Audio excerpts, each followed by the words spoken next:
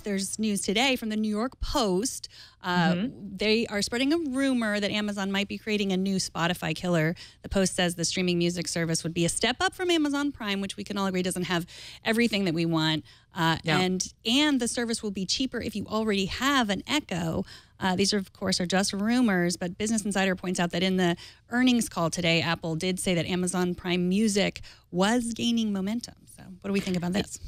I think it makes sense to kind of their broader content play, right? Like they've obviously been doing a ton with video, and they're doing well there. You know, they even made more acquisitions at Sundance than Netflix did, and you know they've got won Golden Globes for Mozart and The Jungle, and Transparent has won Emmy Awards, and so they've been doing well on their original content strategy for video. I think music, obviously everybody cares about music, even if the music industry is kind of faltering a little bit, it still matters a lot. I think getting into that streaming space more definitively than what they are now would work, and they might be able to subsidize. I have a feeling they probably have to pay the same rates that the other services are paying, but if they can subsidize some of that subscription cost, if you are a Prime subscriber, that might be an additional incentive to get people to spend that $100 a year.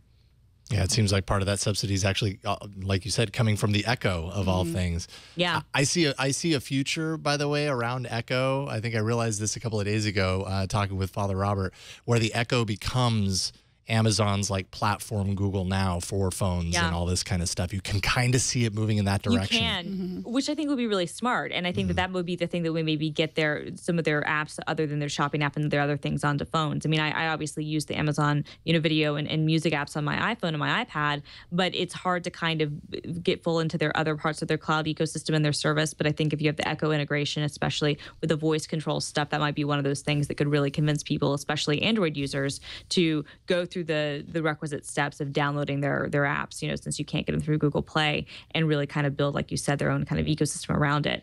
I think if they open up APIs on the Echo, and really let developers get in more than what they can now, that's a huge opportunity. And I think that people would flock to it because it is one of those really unique devices that can do a lot of stuff and can be hacked to do some interesting things. And I think with a little more openness there, they could get the sort of developer support that they haven't actually found on their mobile platforms so far. Totally.